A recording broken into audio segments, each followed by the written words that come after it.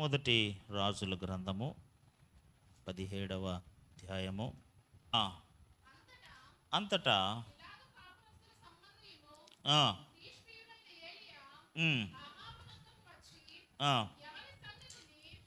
ఎవని సన్నిధిని నేను నిలబడి ఉన్నానో.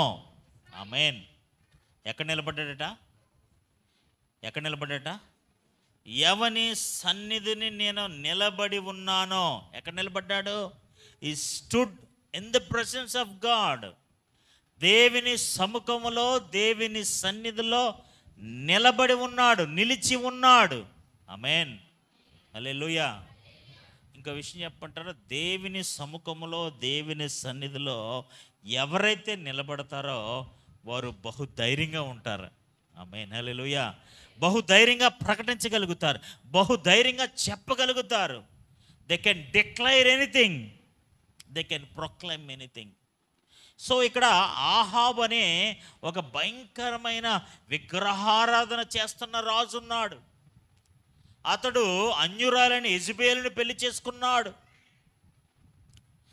బయలు దేవతలు ఎక్కువైపోయారు, అషోరు దేవతలు ఎక్కువైపోయారు, దేవతా స్తంభాలు, బలిపీఠాలు ఇవన్నీ ఎక్కువైపోయాయి.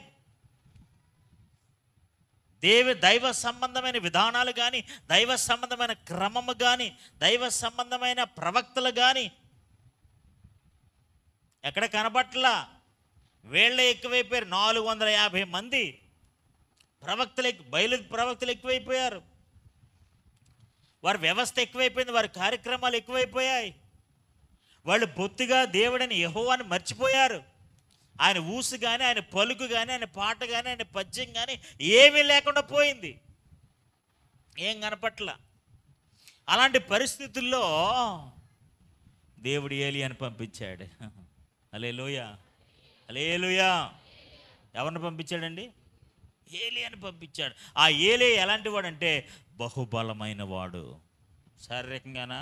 కాదు, ఆత్మీయంగా. దేవునికి స్తోత్రం. హల్లెలూయా. ఆడేమంటాడు? ఎవరిని సన్నిధిని నేను నిలబడి ఉన్నానో. ఇశ్రాయేలు దేవుడైన యెహోవా జీవముతోడు. నాట్ మై వర్డ్, నా మాట ప్రకారం కాక. నేను మాటిస్తే నా మాట ప్రకారం కాదు అది. ఇశ్రాయేలు దేవుడైన యెహోవా జీవముతోడు, నా మాట ప్రకారం కాక ఈ సంవత్సరములలో మంచైనను వర్షమైనను పడదని ప్రకటించెను. ఆమేన్. హల్లెలూయా. ఏం ప్రకటించాడటండి? శుభం పలకరా బాబు అంటే వర్షాలు పడమంటాడేంటి? దేవునికి స్తోత్రం. హల్లెలూయా. ఇక్కడ 3.5 సంవత్సరాల పాటు ఏముండదట? వర్షము కానీ, మంచు కానీ. ఆమేన్. హల్లెలూయా. ఈ సంవత్సరములలో మంచైనను వర్షమైనను పడదని ప్రకటించెను. హీ డిక్లేర్డ్, ప్రకటన చేసేసాడు. ఏమని? ఇది నా మాట కాదు, this is not my word. ఇది నా ప్రకటన కాదు, ఇది నేను చెప్తున్న మాట కాదు. ఇశ్రాయేలు దేవుడైన, సజీవుడైన, జీవం కలిగిన దేవుడైన యెహోవా చెప్పుచున్న మాట. ఆమేన్. హల్లెలూయా, హల్లెలూయా, హల్లెలూయా. 3.5 సంవత్సరాల పాటు ఆహాబు నాయకత్వంలో ఇశ్రాయేలు ప్రజలు, లేకపోతే ఆ ప్రాంతం, ఆ ప్రజలు వాళ్ళందరూ కూడా భయంకరమైన విగ్రహారాధనకు గురైపోయారు. ఎక్కడ కూడా దైవ సంబంధమైన విధానాలు కనపట్లేదు. అలాంటి పరిస్థితుల్లో దేవుని కోపం వచ్చి ఏం మూసాడంటే ఆకాశాన్ని మూసేశాడు. దేవునికి స్తోత్రం. హల్లెలూయా. ఏం మూసాడండి? ఆకాశాన్ని మూసేశాడు. నోవాహు ఓడకి బయట నుంచి మూసాడండి తలుపులు. దేవునికి స్తోత్రం. హల్లెలూయా. మీరు మూసుకుంటారా అన్నాడు అనుకోండి దేవుడు, వీళ్ళు ఏం చేస్తారు? అత్తపడి తెరిచేస్తుంటారు. సీటుకి మాటికి తెరిచేస్తుంటారు. అందుకని మీరేం కంగారు పడక, నేనే మూసేస్తాను. దేవునికి స్తోత్రం. హల్లెలూయా. నేను మూసేస్తే ఏమవుద్ది? ఇంక మీ ఎవరికి ఆప్షన్ ఉండదు. దేవునికి స్తోత్రం. హల్లెలూయా. మీ ఎవరికి ఆప్షన్ ఉండదు. సో దేవుడు 3.5 సంవత్సరాల పాటు ఏం చేశాడంటే తెలుసా? ఆకాశాన్ని మూసి, ఈ క్లోజ్ ద హెవెన్, ఆకాశాన్ని మూసేశాడు. ఈ 3.5 సంవత్సరాల పాటు వారికి ఏం కురదు తెలిసే? వర్షాలు కురవు, మంచు కురదు. ఆమేన్. హల్లెలూయా, హల్లెలూయా. ఇప్పుడు వర్షాలు లేకపోతే ఏమైపోతారు ప్రజలు? నేనేం చెప్పాను గత వారంలో, ఇశ్రాయేలు ప్రజలు పోషించబడాలంటే, వారి జంతువులు పోషించబడాలంటే, వాళ్ళకి నీళ్లు కావాలంటే, వాడి పాడి పంట ఇవన్నీ కూడా సమృద్ధిగా పండాలంటే, ఆమేన్ హల్లెలూయా, వారి ద్రాక్ష తోటలు, అంజూరపు తోటలు, వారి పశువులు, గొర్రెలు ఇవన్నీ కూడా వారు పోషించబడాలంటే, పాలు ఇవ్వాలంటే, ఇవన్నీ జరగాలంటే ఏం కురాలి? వర్షాలు కురాలి. ఆమేన్ హల్లెలూయా. వర్షము ఆశీర్వాదానికి సూచన. వర్షము దేవుడు కురిపించే దయకు సూచన. వర్షము దేవుడు చేయబోతున్న ఒక అద్భుతం, దేవుడు కురిపిస్తున్న ఒక ఆశీర్వాదం. ఆమేన్ హల్లెలూయా, హల్లెలూయా. ఇండైరెక్ట్గా ఏం చెప్తున్నాడంటే 3 సంవత్సరాల పాటు మీరు ఎండిపోతారా అని చెప్తున్నాడు. దేవునికి స్తోత్రం, హల్లెలూయా. 3 సంవత్సరాల పాటు మీరు తిప్పలు పడాలరా. అప్పుడు చూడండి, ఎవరైనా వచ్చి మీకు 3.5 సంవత్సరాలు జీతం రాదు అన్నాడు అనుకోండి, ఏముంటుంది? మీరు ఉద్యోగం మానేస్తారు. దేవునికి స్తోత్రం, హల్లెలూయా. జీతం రాని ఎందుకు పని చేస్తారు? అవునా? అంతే కదా. మీకు జీతం రాదంటే మీరు పని చేస్తారండి. 3.5 సంవత్సరాల పాటు మీకు జీతం రాదు, 3.5 సంవత్సరాల పాటు మీకు ఫలితం రాదు, 3.5 సంవత్సరాల పాటు మీరు ఎలా బతుకుతారు? బతకండి. ఏం చేసుకుంటారు? పడతారు. ఏం పాటలు పాడతారు? పడండి. ఎలా ఏడుస్తారు? ఏడండి. మాకు తెలీదు. మీకు మాత్రం 3.5 సంవత్సరాల పాటు ఏం రాదు? No salary, no blessing. Amen hallelujah, hallelujah. 3.5 సంవత్సరాల పాటు మీకు ప్రొటెక్షన్, సంరక్షణ ఉండదు, పోషణ ఉండదు, ఇవేమీ ఉండదు. దేవునికి స్తోత్రం, హల్లెలూయా. దేవుని బిడ్డకి ఇశ్రాయేలు ఏలియాకి ఏం లోటు లేదు. దేవునికి సారెపత విగ్రహాలింటికి వెళ్ళిపోయాడు. అమ్మ నాకు ఒక అప్పం వేసుకొచ్చి అంటే ఆవిడ అప్పమేటి మొత్తం. దేవునికి స్తోత్రం, హల్లెలూయా. ఏంటయ్యా ఇంకో ఎంతో లేదా, ఇంకొద్ది పిండే ఉందా? అన్నీ ఎండిపోతున్నాయండి. మీరు కింద వచనంలో చూస్తే 7వ వచనం, కొంతకాలమైన తరువాత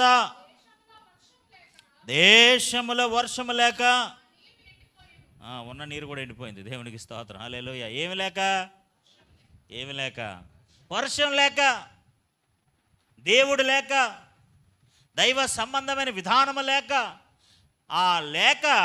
ఏమి లేక, ఆ వర్షము లేక, ఆ నీరు ఎక్కడో దిక్కున ఉన్నాడు ఆ వాగు దగ్గర.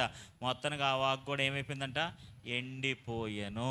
దేవునికి స్తోత్రం, హల్లెలూయా, హల్లెలూయా, హల్లెలూయా. దేవుని బిడ్డలారా, ఈ రోజున చాలామంది క్రైస్తవ ఆధ్యాత్మిక బిడ్డలు ఎలా ఉన్నారు తెలుసా? ఎండిపోయిన స్థితిలో ఉన్నారు. There are in dry situation. ఆ ఎండిపోయిన స్థితిలో ఉన్నారు. పచ్చదనం లేదు, సమృద్ధి లేదు, ఫలము లేదు, ఏమీ లేదు. కారణం ఏంటో తెలుసా? ఎండిపోవడానికి, ఆ ఎండిపోయిన స్థితి కలిగి ఉండడానికి గల కారణం ఏంటో తెలుసా? ఏమీ లేదట, వర్షము లేదు. ఆమేన్ హల్లెలూయా. ఈ వర్షం అనగా దేవుని ఆశీర్వాదానికి సూచన, దేవుని దయకు సూచన. ఆమేన్ హల్లెలూయా. అందుకనే మీరు మొన్న ఏం చదివారు? ద్వితీయోపదేశకాండంలో ఏం చదివారండి? మీరు నా ఆజ్ఞను, నా మాటలు అంగీకరించి, ఆమేన్ హల్లెలూయా, నా ఆజ్ఞలను వెంబడించి నా మాట ప్రకారం మీరు జీవిస్తే తొలకరి వర్షాలు కురుస్తాయి, కడవరి వర్షాలు కురుస్తాయి. నేను ఆకాశాన్ని మూసివేయకుండా గొప్ప వర్షాన్ని కురిపిస్తాను. మీ ద్రాక్ష తోటలు ఫలిస్తాయి, మీ అంజూరపు తోటలు ఫలిస్తాయి, మీ జంతువులు క్షేమంగా ఉంటాయి. దేవునికి స్తోత్రం, హల్లెలూయా, హల్లెలూయా. ఇప్పుడు నీళ్ళు ఎట్టాలి ఎవరికి? నీకు నీళ్ళు లేకపోయినా పర్లేదు, మన ఇంట్లో జంతువు ఉంటుంది కదా, ఏమంటే దానికి ఏమెట్టాలి? నీళ్ళు ఎట్టాలా లేదా? ఇప్పుడు ఆహారం లేకపోయినా పర్లేదు, నీళ్ళు ఎట్టాలి. ఇప్పుడు నీళ్ళు అడుగుతుంది, అక్కడ నీకేమి ఏమి లేవండి. ఎందుకు లేవు నీళ్ళు? వర్షాలు కొరట్లేదు. దేవునికి స్తోత్రం, హల్లెలూయా. పోనీ నూతిలో అది వేద్దామంటే, బకెట్ వేద్దామంటే ఇంకా కిందకి పోతుంది, బకెట్ వెళ్ళిపోతుంది కానీ నీళ్ళు కనపట్టలేదు. దేవునికి స్తోత్రం, హల్లెలూయా. జంతువులు జీవించి ఉంటాయా? జంతువులు బ్రతుకుతాయా? దేవునికి స్తోత్రం, హల్లెలూయా, హల్లెలూయా. మేబీ ఆ తొలకరి వాన కురిసే సమయంలో ఆ ఇశ్రాయేలు ప్రజలందరూ కూడా వారి పాడి పంటల్లోకి వెళ్ళి అందరూ విత్తనాలు చల్లారు. దేవునికి స్తోత్రం, హల్లెలూయా. ఏం చల్లుతారండి? విత్తనాలు చల్లారు. ఆ విత్తనాలు చల్లే కాలంలో ఈ తొలకరి వర్షం కురవాలి. ఆ తొలకరి వర్షం కురిస్తేనే ఆ విత్తనాలన్నీ ఏమొస్తాయి? మొలకెత్తుతాయి. కడవరి వర్షానికి అవి ఫలించే విధంగా మారిపోతాయి. దేవునికి స్తోత్రం కలుగును గాక. కాబట్టి ఇప్పుడు ఇవన్నీ పరిస్థితులు, ఈ 3.5 సంవత్సరాల పరిస్థితుల్లో ఈ అహాబు గారి నాయకత్వంలో ఏం జరిగిందంటే తెలుసా? దేశము ఎండిపోయెను. ఆమేన్, హల్లెలూయా. దేశం ఏమైపోయిందట? ఎండిపోయెను. 18వ అధ్యాయం 1వ వచనం. అనేక దినములైన తర్వాత 3వ సంవత్సరమందు ఏలియాకు ప్రత్యక్షమే. ఎన్ని సంవత్సరాలకి? ఎన్ని సంవత్సరాలకండి? ఎన్ని సంవత్సరాలకి? 3 సంవత్సరాలు. 3 నెలలకు 3 రోజులకు కాదండి బాబు, 3 సంవత్సరాలకి. ఆమేన్, హల్లెలూయా. ఎంత భయంకరమైన, ఇప్పుడు ఒక నాయకత్వంలో ఒక లీడర్షిప్లో 3.5 సంవత్సరాల ప్రజలు ఇబ్బంది పడుతున్నారంటే ఎంత భయంకరమైన విషయం అండి. ఆమేన్, హల్లెలూయా, హల్లెలూయా. 3.5 సంవత్సరాల 3 సంవత్సరాల నాయకత్వంలో, 3 సంవత్సరాల పరిపాలనలో ప్రజలు నీళ్లు లేక, ఆహారం లేక, పంట లేక, పాడి లేక, ఆమేన్, హల్లెలూయా, నిజంగా వాళ్ళకు శాపాన్ని అనుభవిస్తున్నారు. ఒక ఎండిపోయిన స్థితిలో, ఒక శాపార్థమైన పరిస్థితిలో ఉన్నారు. ఇంకా విషయం చెప్పమంటారా? దేవుడే ప్రజల పట్ల దయ చూపించాడు. హల్లెలూయా. అహాబు లాంటి దుర్మార్గులు ఉండొచ్చు, కానీ భయభక్తులు కలిగిన ఏలియా లాంటి వారు కూడా ఉంటారు. ఆమేన్, హల్లెలూయా. అహాబు లాంటి విగ్రహారాధన చేసి భయంకరమైన దేవునికి వ్యతిరేకంగా జీవించిన వాళ్ళు కూడా ఉంటారు. అట్ ద సేమ్ టైం, అదే సమయంలో ఏలియా లాంటి ప్రార్థనా పరులు కూడా ఉంటారు. ఏలియా లాంటి భయభక్తులు కలిగిన వారు కూడా ఉంటారు. ఏలియా లాంటి ఆ ప్రార్థనా పరులు మోకరించి, ప్రభువా మా దేశాన్ని కనికరించండి, మా దేశాన్ని స్వస్థపరచండి, మేము ఎండిపోతున్నాం, మేము ఆవిరైపోతున్నాం, మేము కాలిపోతున్నాం, మా జంతువులు, మా పశువులు చనిపోవచ్చున్నవి అని రోధించి ప్రార్థన చేసే ఏలియా లాంటి ప్రార్థన పరులు కూడా ఉంటారు. అలాంటి ప్రార్థన గుంపులో నువ్వు ఉందువుగాక. హల్లెలూయా, హల్లెలూయా. ఈ 3.5 సంవత్సరాల్లో దైవభక్తులైన వారు, ప్రార్థనా పరులైన వారు, దేవుని యందు భయభక్తులు కలిగిన సారేపతి విధవరాలంటి వారు చాలామంది భక్తులు, దేవుని యందు విశ్వాసం కలిగిన భక్తులు చాలామంది రోధించి విజ్ఞాపన చేసి ప్రార్థన చేసి ఉంటారు. దేవుని సన్నిధిలో ప్రయాసపడి ఉంటారు. ప్రభువా మా దేశాన్ని కనికరించయ్యా, మా పాపాలు మేము ఒప్పుకుంటామయ్యా. ఆమేన్, హల్లెలూయా. మా దేశాన్ని స్వస్థపరిచయ్యా, మా చెడు అంతా కూడా మేము విడిచిపెడతాం ప్రభువా అని చెప్పి దేవుని సన్నిధిలో ప్రార్థించిన వారు ఉన్నారేమో. ఆమేన్, హల్లెలూయా, హల్లెలూయా. అలా రోధించి విజ్ఞాపన చేసిన వాళ్ళు ఉన్నారేమో. యేసయ్య పాదాలు పట్టుకుని క్షమించమని అడిగిన వారు ఉన్నారేమో. కారణం ఏదైనా సరే, అహాబు లాంటి వారు ఉండటం వల్ల 3.5 సంవత్సరాల పనిష్మెంట్ వచ్చింది. ఆమేన్, హల్లెలూయా. బాధ అయితే వచ్చింది కదా అండి. 3 సంవత్సరాల పాటు ఏమైందండి? కరువు అయితే వచ్చింది, బాధ అయితే వచ్చింది, మరణం అయితే వచ్చింది, నష్టం అయితే వచ్చింది. నష్టం కాదా? ఇప్పుడు ఆ పశువుల మీదే, పాడి మీదే, పంట మీద ఆధారపడారు ఉంటారు. ఈ వర్షాల మీద లేకపోతే వాళ్ళు ఏమవుతారండి? ఇప్పుడు కరెంట్ లేదనుకోండి, ఏమవుతున్నారు మీరు? కరెంట్ లేకపోతే ఏంటి? కరెంట్ లేకపోతే ఏంటి? మోటార్ అంటదా? దేవుని బిడ్డలారా, ఈ రోజున వాట్ వీఆర్ ల్యాకింగ్, ఏదైతే మనం కోల్పోతున్నామో, ఏ ఆశీర్వాదం అయితే మనం కోల్పోతున్నామో దానివల్ల మనం నష్టపోతున్నాము. హల్లెలూయా. సమృద్ధిని అనుభవించలేకపోతున్నాం, సంరక్షణ అనుభవించలేకపోతున్నాం, నష్టాన్ని చవి చూస్తున్నాం. దేవుడు చెప్పాడు, బాబు ఇంకా వెళ్ళొచ్చే, ఇంకా వెళ్ళి నువ్వు చెప్పే ప్రకటన చేసే. ఏం చెప్పే? 18వ అధ్యాయం 1వ వచనంలో,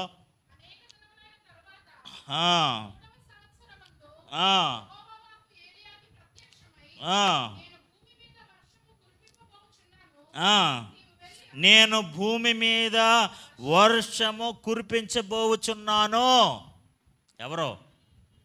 ఎవరండి ఆపేవాడు? ఎవరో ఏమండి? వర్షాన్ని ఆపేది ఎవరండి? కురిపించేది ఎవరండి? దేవుడండి. Amen, hallelujah. He is the creator. ఆయన సర్వశక్తి కలిగిన దేవుడు, ఆయన సృష్టికర్త. ఆమేన్, హల్లెలూయా. నిన్ను నన్ను మనందరినీ సృష్టించిన వాడు ఆయన. కొలస్సీ రాసిన పత్రిక 1వ అధ్యాయం 15-16 వచనాలు మీరు చదివితే, సమస్తమును సృష్టించిన దేవుడు, ఆమేన్. హల్లెలూయా, హల్లెలూయా. ఆయన సమస్తము సృష్టించిన వాడు. చాలాసార్లు అనుకుంటాం ప్రకృతి అండి, ప్రకృతిలో అలా డిజైన్ చేయబడ్డదండి. ఇంకా ప్రకృతి ప్రకారం వర్షాకాలం అయితే వర్షం వచ్చేస్తుంది, ఎండాకాలం అయితే ఎండ వచ్చేస్తుంది, అన్ని ఆ కాలం ప్రకారం అలా చక్రం తిరిగిపోయినట్టు చక్రం తిరిగిపోతుందండి. దేవునికి స్తోత్రం, హల్లెలూయా. చక్రం 5 నిమిషాలు ఆపేస్తాడు దేవుడు, నీకేం తెలుసు? దేవునికి స్తోత్రం, హల్లెలూయా, హల్లెలూయా. దేవుని బిడ్డలారా, ఒక రోజున మళ్ళీ ఏలియాకు దేవుడు కబురు పంపించాడు. కబురు పంపించి అంటాడు, ఏంటో తెలుసా? నేను భూమి మీద వర్షము కురిపించబోచున్నాను, నీవు వెళ్ళి ఆహాబును దర్శించమని చెప్పగా. ఆమేన్, హల్లెలూయా. ఏం చెప్పాడట? నువ్వు వెళ్ళి ఆహాబును దర్శించు, ఆయన్ని కలు. ఆమేన్, హల్లెలూయా.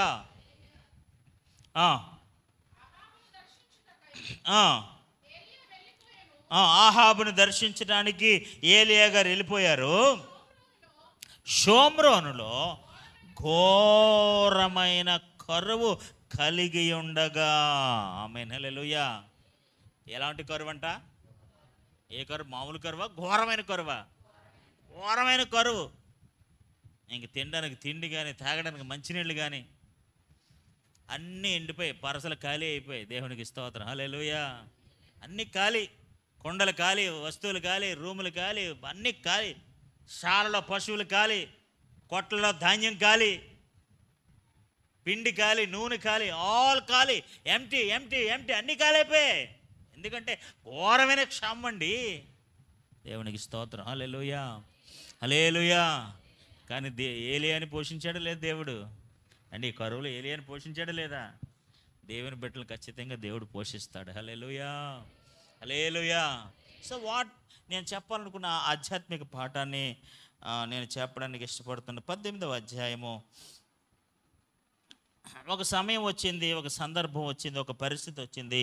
ఆహాబుని దర్శించమని దేవుడు చెప్పాడు. ఆ సమయం వచ్చినప్పుడు చూడండి, 17వ వచనం. మీరు ఇంటికి వెళ్ళిన తర్వాత 17వ అధ్యాయం 18వ అధ్యాయం మీరు చదివితే మరి అనేక విషయాలు మీకు అర్థమవుతాయి, అనేక విషయాలు మీరు అర్థం చేసుకోగలుగుతారు. దయచేసి మీరు ఇంటికి వెళ్ళిన తర్వాత 2 అధ్యాయాలు చక్కగా చదివితే బాగుంటుందని నేను అనుకుంటున్నాను. దేవునికి స్తోత్రం, హల్లెలూయా. 18వ అధ్యాయం 17వ వచనం.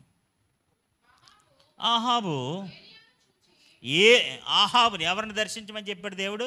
నువ్వు వెళ్ళి ఆహాబు గారిని దర్శించు అని చెప్తే, ఆహాబు ఏలియాను చూచి, ఇశ్రాయేలు వారిని శ్రమ పెట్టువాడు నీవే కావాని అతనితో అనగా. ఆమేన్, హల్లెలూయా, హల్లెలూయా. ఆహాబు గారు చూడండి, వాడి మూర్ఖత్వం, వాడి మైండ్ సెట్, ఆవిడ విధానం చూడండి. వర్షం కురదని ప్రకటించింది ఎవరో? ఏలియా ద్వారా దేవుడే చెప్పాడు, అవునా కదా? ఏలియా ద్వారా ఎవరు చెప్పారు? ఇప్పుడు ఆహాబుకి దేవుడు అంటే లెక్కలేదు అనుకోండి.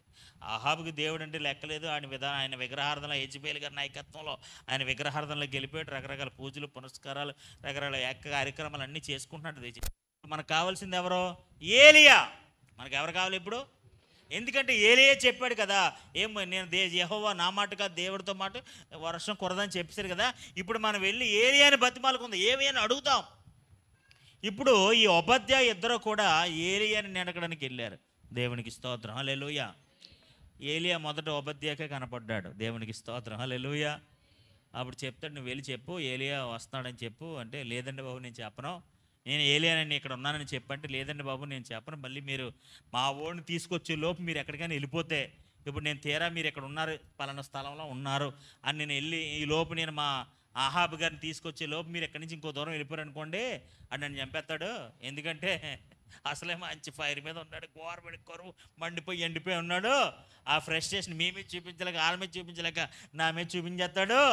కాబట్టి అంత మాట చేయకండి, నేను మంచి విధేయుడిని, అలాంత మాట నేను దేవుడికి ఎంతో సహాయం చేశాను, చాలామంది ప్రవక్తలు భోజనం పెట్టి కాపాడాను, అంత మాట చేయకండి అంటే, సర్లే అని చెప్పేసి. దేవునికి స్తోత్రం, హల్లెలూయా.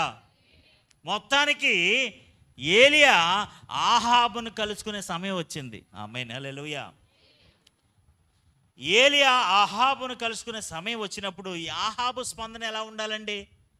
ఇప్పుడు 3 సంవత్సరాలుగా వర్షాలు లేవు, ఏమీ లేవు, ఈ పరిస్థితులన్నీ ఎండిపోయినాయి.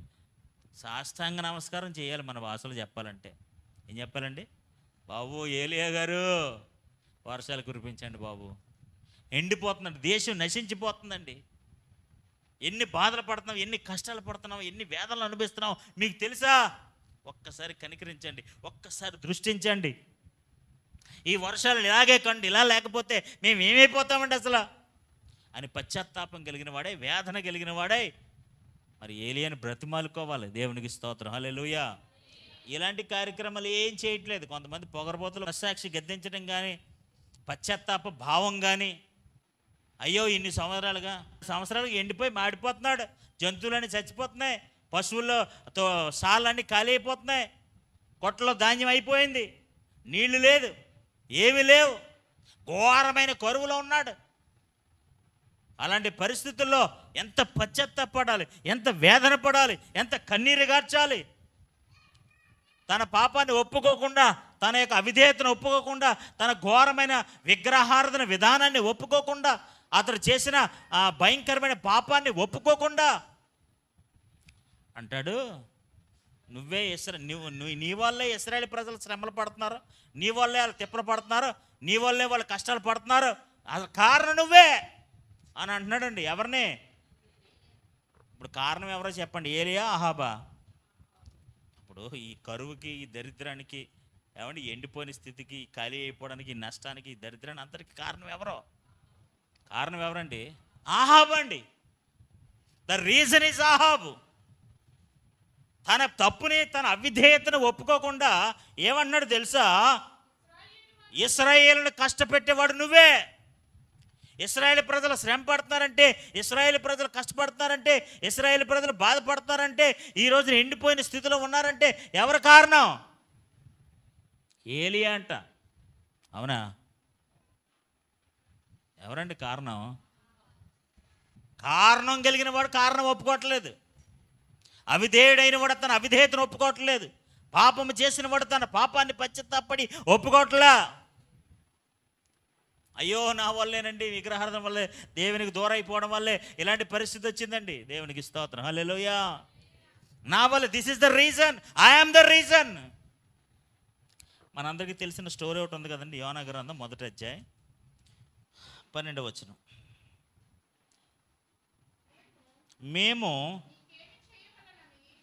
మేము నీకేమి చేయవలనని అతన్ని అడుగగా, యోనా నన్ను బట్టియే ఈ గొప్ప తుఫాను మీ మీదికి వచ్చనని నాకు తెలిసి ఉన్నది. ఆమేన్, ఆమేన్, హల్లెలూయా. నినవే వెళ్ళమంటే తర్షీషు వెళ్తున్నాడు, వాడన కింద భాగానికి వెళ్ళిపోయి హాయిగా నిద్రపోతున్నాడు, టేకింగ్ రెస్ట్. సో ఇలాంటి టైంలో ఏమొచ్చిందట? భయంకరమైన తుఫాను వచ్చిందట. ఎక్కడ? సముద్రంలో. వాళ్ళలో ఉన్న వాళ్ళందరూ ఏమైపోతున్నారు? ప్రాణాలు గుప్పుట్లో పెట్టుకుని దేవునికి స్తోత్రం, హల్లెలూయా. మనం కొన్ని ఎక్స్పీరియన్స్ చేయలేదు కాబట్టి మనకు తెలియదండి. ఓడలో ఉన్నప్పుడు ఆ ప్రమాదం సంభవించి, టైటానిక్ షిప్లో మీరు ఉంటే తెలుస్తుంది ఏమంటే ఆ ప్రమాదం ఎలా ఉంటుందో, అంతే కదా. మన సింగపూర్ ఎయిర్లైన్స్లోని కుదుపులకి ఒకటి చచ్చిపోడట. పైగా ప్రమాదంలో ఆ సిచ్యువేషన్లో మనం ఉండం కాబట్టి మనకు తెలియదు ఆ సిచ్యువేషన్ ఎలా ఉంటుందో, అది మనం ఎలా ఫేస్ చేసాం మనకు తెలియదు. దేవునికి స్తోత్రం, హల్లెలూయా. ఒకసారి విమానం అలా పైకి వెళ్ళిపోతుంటే మళ్ళీ ఇలా కిందకు వచ్చేస్తుంటే, మళ్ళీ అలా పైకి వెళ్ళిపోతే ఇలా కిందకు వచ్చేస్తుంది, అప్పుడు ప్యానల్ గాల్లో ఉంటాయి, మళ్ళీ కిందకు వస్తుంటాయి, అప్పుడు ఆ ఫీలింగ్ మనకు తెలియదు. ఆమేన్, హల్లెలూయా. ఇప్పుడు ఈ వాళ్ళలో ఉండి తుఫానికి కొట్టిపోతుంది, వాడు ఇటు వెళ్ళిపోతుంది.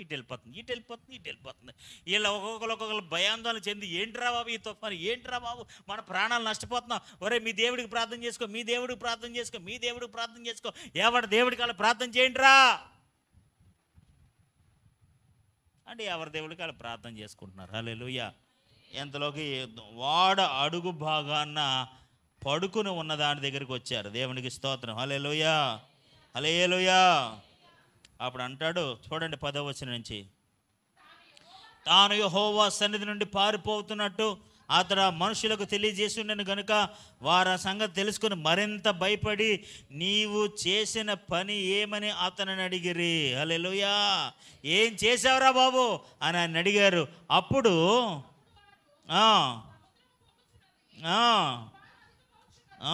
సముద్రం పొంగిపోతుంది, తుఫాను అధికమైపోతుంది, సముద్రము మా మీదకు రాకుండా నిమ్మల మగునట్లుగా మేము నీకేమి చేయవలనని అతని అడుగగా, ఒరే తుఫాను ఎక్కువైపోతుంది, గాలి ఎక్కువైపోతుంది, మా ప్రాణం అన్నీ ఎరకటంలో పడిపోతున్నాయి. దేవునికి స్తోత్రం. హల్లెలూయా, హల్లెలూయా. ఒప్పుకోవాలండి. ఇప్పుడు నిజంగా యోనా ఎంత మంచోడంటే ఒప్పేసుకుంటున్నాడండి. I am the reason. Amen, hallelujah. యోనా నన్ను బట్టియే. ఎవరిని బట్టి? ఎవరిని బట్టి ఒప్పుకుంటారండి?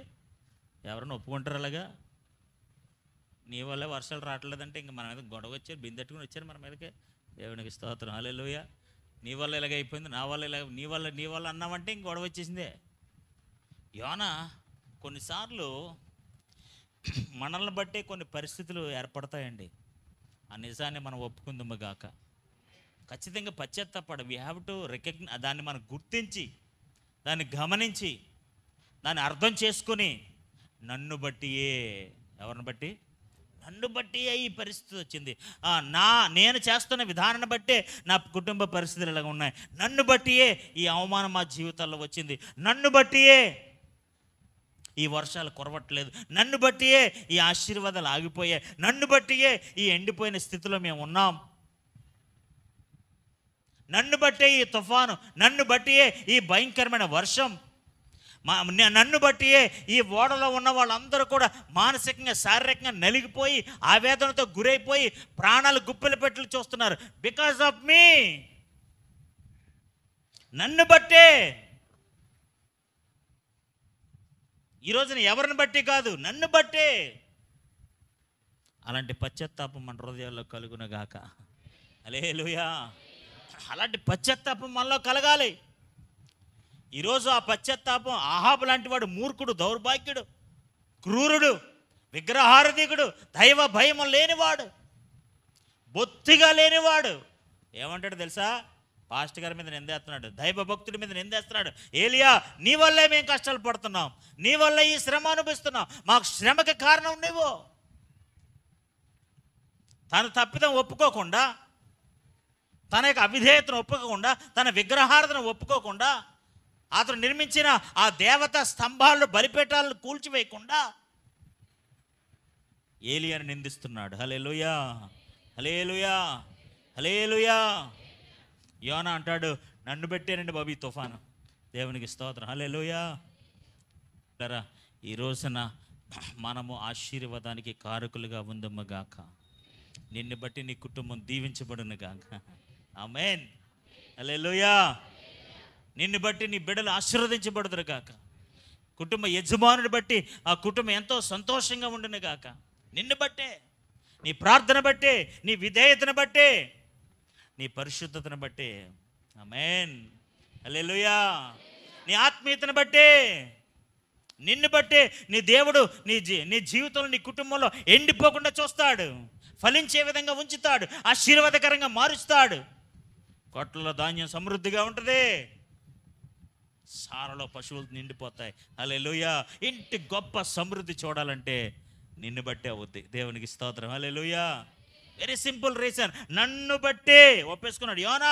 నన్ను బట్టి ఈ గొప్ప తుఫాను మీ మీదకు వచ్చుచున్నదని నాకు అర్థమైంది. హల్లెలూయా, హల్లెలూయా.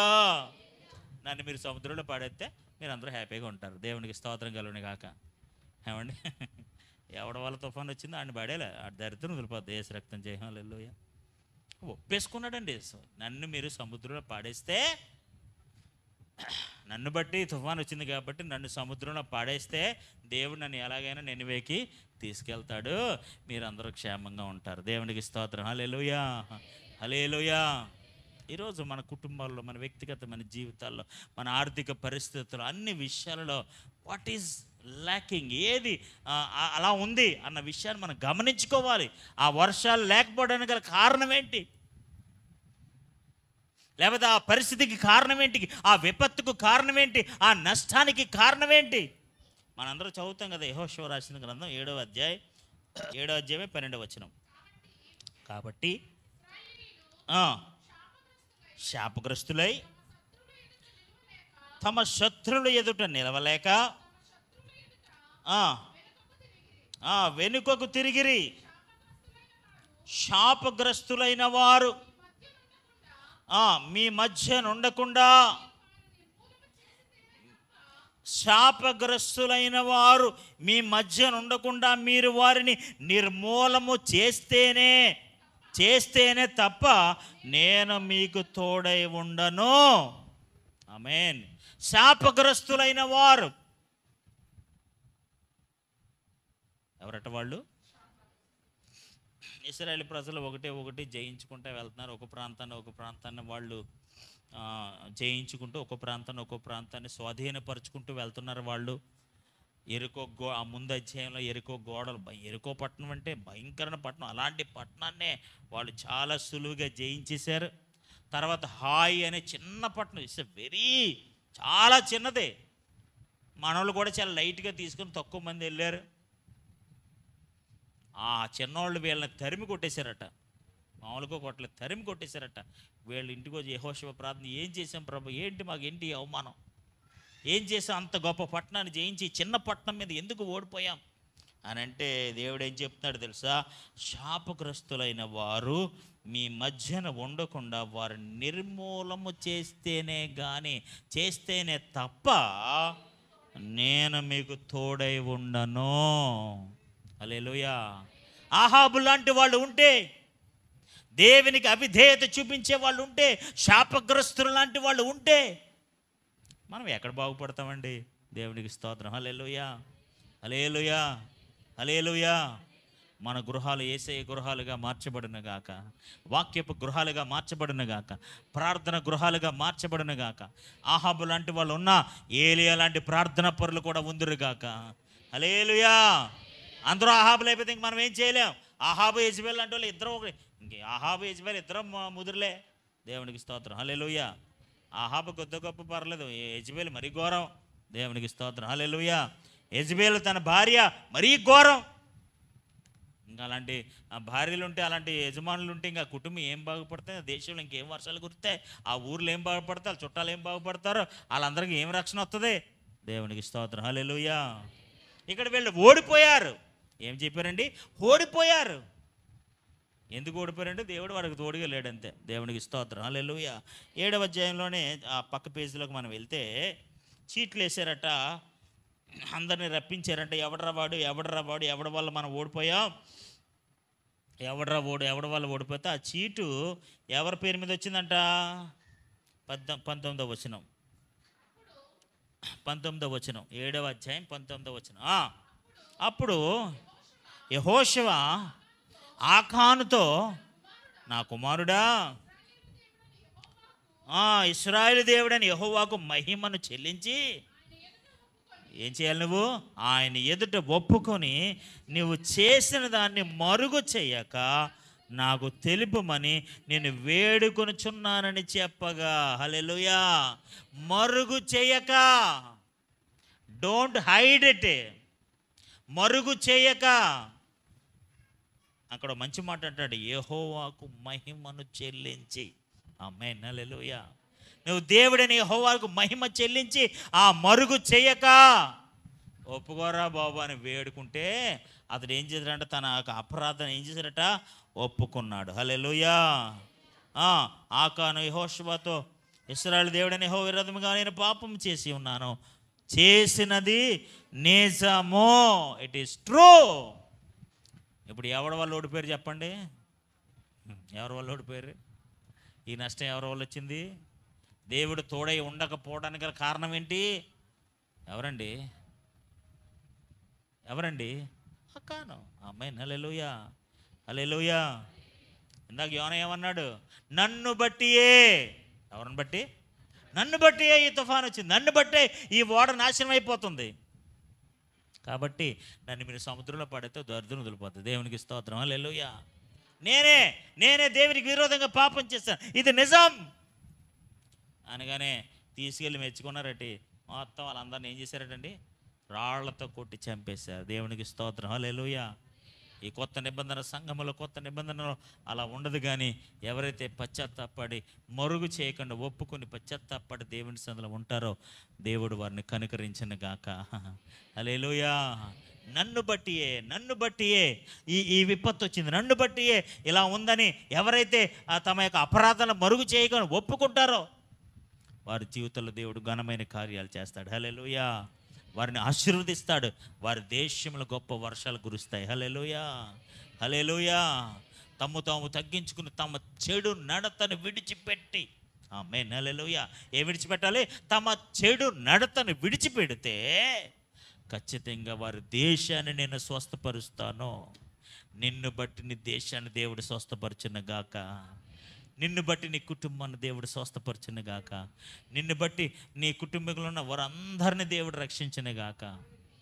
ఈరోజు దేవుని బిడ్డలారా, చాలాసార్లు మన వ్యక్తిగతంగా మన విషయాలు మనం ఒప్పుకోవడానికి ఇష్టపడం కూడా. ఎవరో ఒప్పేసుకున్నాడు నన్ను బట్టే. ఇప్పుడు ఆకాన్ అంటాడు ఇది నిజం నన్ను బట్టే. ఆమేన్, హల్లెలూయా. అలాంటి పశ్చాత్తాపం ఆహాబులో ఉందండి అండి. ఆహాబులో ఉందా అలాంటి పశ్చాత్తాపం? ఏమంటాడు అండి? ఏమంటున్నాడండి? ఏలియాని ఇశ్రాయేలును శ్రమ పెట్టువాడవు నీవే కావాని అతనితో అనగా. హల్లెలూయా. ఇశ్రాయేలు ప్రజలు శ్రమ పడుతున్నారంటే, ఇశ్రాయేలు ప్రజలు కష్టపడుతున్నారంటే దట్ ఈస్ నీవే కారణం. దేవునికి స్తోత్రం, హల్లెలూయా, హల్లెలూయా. నేరం ఒకడి మీదకి గెంటేయాలంటే మనమే పిహెచ్డి. దేవునికి స్తోత్రం. ఏమ్మా తిన్నావా? నేను తినలేదండి, మా ఓడి తినమంటే తిన్నానండి. రకం ఎలాంటి రకం అంటే ఈవిడ తినేస్తుంది, ఆవిడతో తినిపించేస్తుంది, మళ్ళీ కేసాడి మీద గెంటేస్తుంది. దేవునికి స్తోత్రం, హల్లెలూయా. ఆహాబుకి వెనకాల ఉన్న సహోదరు ఎవరనుకున్నా? యెజబెలు. దేవునికి స్తోత్రం, హల్లెలూయా. మామూలు క్యాండిడేట్ కాదు, భయంకరమైన క్యాండిడేట్. నరాల్లోనే విగ్రహారంతో నిండిపోయిన క్యాండిడేట్ అది. కోపంతో, క్రోధంతో, ఆవేశంతో నిండిపోయి బయట ఆవిడండి. ఇశ్రాయేలు దేవుడని యెహోవా యొక్క విధానాలు ఎక్కడ గౌరవిస్తుంది? దేవునికి స్తోత్రం, హల్లెలూయా.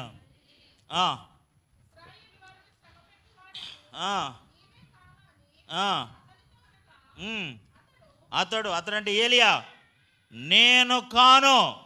ఆమేన్. ఎంత ధైర్యంగా ఒప్పుకున్నాడు. ఎవరు కాదు? నేను కాదు.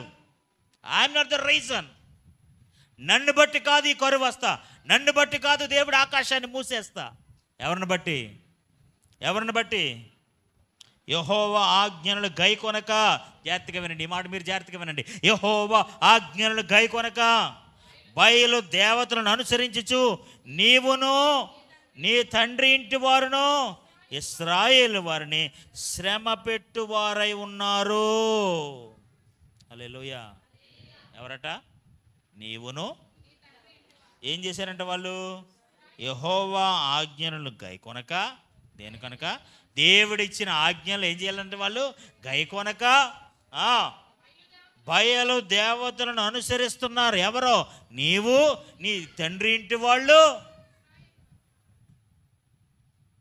మీరు చేస్తున్న అవిధేయత వలనే నీవు, మీ ఇంటి వారందరూ, మీ తండ్రి గారు, మీ ఇంటి వాళ్ళు, మీరందరూ చేసిన ఈ భయంకరమైన బయలుదేవతల విగ్రహారాధన వలనే, దేవుని యొక్క వాక్యాన్ని గైకొనపోవడం వలనే ఈ భయంకరమైన విపత్తు వచ్చింది. హల్లెలూయా. ఇప్పుడు చెప్పండి, కారణం ఎవరండి? ఆహాబు. ఆమేన్, హల్లెలూయా. కారణం ఎవరండి? ఆహాబు.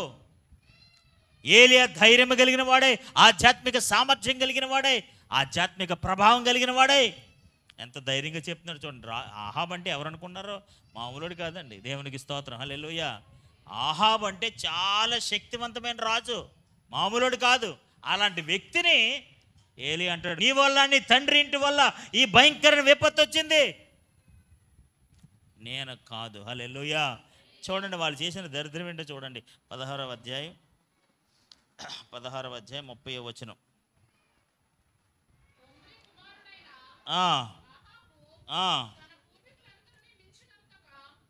తన పూర్వీకులందరినీ మించినంతగా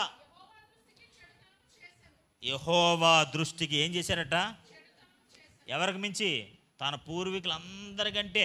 ఆ పూర్వీకులు ఎంతో కొంత అలా చేసుకుంటే ఏదో చేశారు మొత్తానికి. వాళ్ళందరినీ మించిపోయాడు మనోడు. దేవునికి స్తోత్రం, హల్లెలూయా.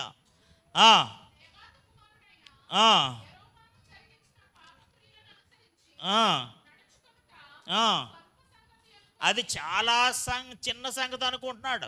ఏమనుకుంటున్నాడండి? అది చాలా చిన్న విషయం అనుకుంటున్నాడు. స్వల్ప సంగతి అనుకుని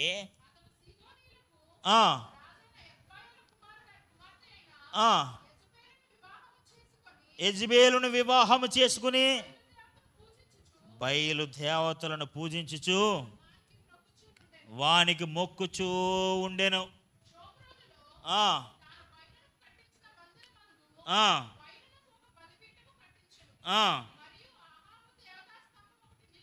ఆహాబు దేవతా స్తంభం ఒకటి నిలిపెను. ఈ ప్రకారము ఆహాబు తన పూర్వీకులైన ఇశ్రాయేలు రాజులందరికంటే ఎక్కువగా పాపం చేసి ఇశ్రాయేలు దేవుడైన యెహోవాకు కోపము పుట్టించెను. ఏం పుట్టించాడట? దేవుడు కోపంతో ఏం చేశాడు? ఆడొక్కడే నెట్టి మొత్తం ఆకాశాన్ని మూసాడు. దేవునికి స్తోత్రం, హల్లెలూయా, హల్లెలూయా, హల్లెలూయా. ఈ ఘోరమైన పరిస్థితికి కారణం ఎవరంటే ఆహాబు. ఈ 3 సంవత్సరాల లేమికి, ఈ 3 సంవత్సరాల ఎండిపోయిన స్థితికి, ఈ 3 సంవత్సరాల భయంకరమైన పరిస్థితికి కారణం ఆహాబు. దేవునికి స్తోత్రం కలుగును గాక. ఇప్పుడు ఏలీ వచ్చి చెప్తున్నాడు, దీని అంతటికి కారణం నువ్వే. దేవునికి స్తోత్రం, hallelujah. You are the reason. నువ్వు ఎవరికి, నీ వల్లే ఈ కారణం. కాబట్టి వాళ్ళందరూ నాశనం అవుతారు. ఎంతమంది బయలు దేవతలను విగ్రహాలు నిర్మించావో, ఎంతమంది బయలు ప్రవక్తలను ఏర్పాటు చేసావో వాళ్ళందరూ వధించబడతారు. వాళ్ళందరూ వధించబడిన తర్వాతే, అవన్నీ జరిగిన తర్వాతే దేశంలో వర్షము కురుస్తుంది. హల్లెలూయా. మీరు అలా చదువుకుంటూ వెళ్తే ఆ బయలు దేవతల యొక్క ప్రవక్తలందరినీ చంపించాడండి ఏలియా, వధించాడట. వాళ్ళందరూ చచ్చిన తర్వాతే వర్షం కురిసింది. కావాలంటే మీరు ఇంటికి వెళ్ళిన తర్వాత చదువుకోండి. ఆ జడ్జిమెంట్, ఆ తీర్పు, ఆ పనిష్మెంట్ వచ్చిన తర్వాతే ఆ దేశంలో దేవుడు వర్షం కురిపించాడు. అప్పటి వరకు వర్షాలు లేవు. దేవునికి స్తోత్రం, హల్లెలూయా, హల్లెలూయా. ఈ రోజున దేవుని బిడ్డలారా, కారణం ఏంటో తెలుసుకుందాం. మన జీవితాల్లో ఆగిపోతున్న ఆశీర్వాదాలకి కారణం తెలుసుకుందాం. ఎండిపోయిన స్థితికి, మనం పడుతున్న ఇబ్బందులకి కారణం ఏంటో తెలుసుకుందాం. ఖచ్చితంగా పశ్చాత్తాపడదాం, దేవుని సన్నిధిలో ఒప్పుకుందాం. తిరిగి దేవుడు మళ్ళీ వర్షాలు కురిపించును గాక. దేవుడు మళ్ళీ మనల్ని ఆశీర్వదించును గాక. హల్లెలూయా. మనం ఆయన బిడ్డలమండి. Amen, hallelujah. We are his childrens. మనం ఆయన పిల్లలము. ఏమీ మరుగు చేయకుండా, ఆకాను ఏమీ మరుగు చేయకుండా చెప్పారా బాబు అంటే నిజం చెప్పేశాడు. దేవునికి స్తోత్రంగా. ఎవరి దగ్గర? యెహోషువ దగ్గర. నువ్వు ఎవరి దగ్గర చెప్పాలని పర్లేదు, ఎవరి చెవులోనే చెప్పాల్సిన పర్లేదు. యెహోవా సన్నిధిలో ఆయన పాదాలు పట్టుకుని ఆయన సన్నిధిలో ఒప్పుకుంటే చాలు. ఆమేన్, హల్లెలూయా. తిరిగి దేవుడు మన కుటుంబాలను దర్శిస్తాడు. ఆమేన్. సమృద్ధిని కురిపిస్తాడు. హల్లెలూయా. ఫలింపును అనుగ్రహిస్తాడు. తిరిగి ఒక దినాన్న వర్షాలు కురవబోతుంటాయి. దేవునికి స్తోత్రం కలుగును గాక. హల్లెలూయా. పరిస్థితులను తారుమారు చేసేస్తాడు దేవుడు. కానీ ఒకటి మాత్రమే మనం గుర్తుపెట్టుకోవాలి, దానికి కారణం ఏంటో తెలుసుకోవాలి. You find out the reason. ఇప్పుడు జబ్బు ఎక్కడ ఉందో తెలియక గామా టెస్ట్ అని ఏదో ఒక టెస్ట్ వచ్చింది. ఆ టెస్ట్ అంటే టెస్ట్ ఏమీ లేదు, మొత్తం మెషిన్లో పెట్టి మనల్ని మెషిన్లో పంపిస్తారంట. శరీరంలో ఎక్కడ ఏ నరంలో ఏ బ్లాక్ ఉందో చెప్పేద్దట. శరీరంలో ఏ నరంలో ఎక్కడ పైనుంచి కిందకి టాప్ టు బాటంలో నరాలు ఉంటాయి కదా, నరంలో ఎక్కడ ఏ బ్లాక్ అంటే తెలుసు కదా, బ్లాక్లు ఉన్నాయి అన్నీ చెప్పేస్తుందట. ఆ బ్లాక్ తెలిసిపోతే ఏమైపోద్ది? అక్కడ వైద్యం చేస్తే ఏమైపోద్ది? శరీరం అంతా స్వస్థ వచ్చేది కదా. ఇప్పుడు కాలు దగ్గర ఇప్పుడు దానికో ఆ కాలుని ఎప్పుడు మొత్తం మన వ్యవస్థ అంతా చిన్నభిన్నం అయిపోద్ది కదా. ఏమంటారంటే ఆ చిన్నది ఏంటో మనం తెలుసుకోవాలి. హల్లెలూయా.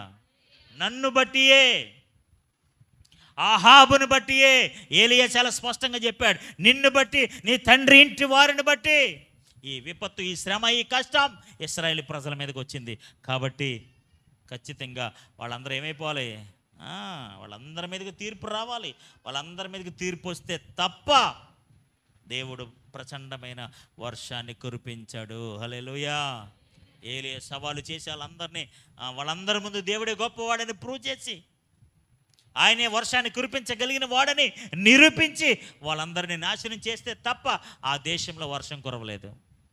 కాబట్టి ఈ దినాన్న మన ఆధ్యాత్మిక జీవితంలో దేవుని వర్షపు ఆశీర్వాదాల జల్లులు మన కుటుంబాల మీద ఉండునుగాక.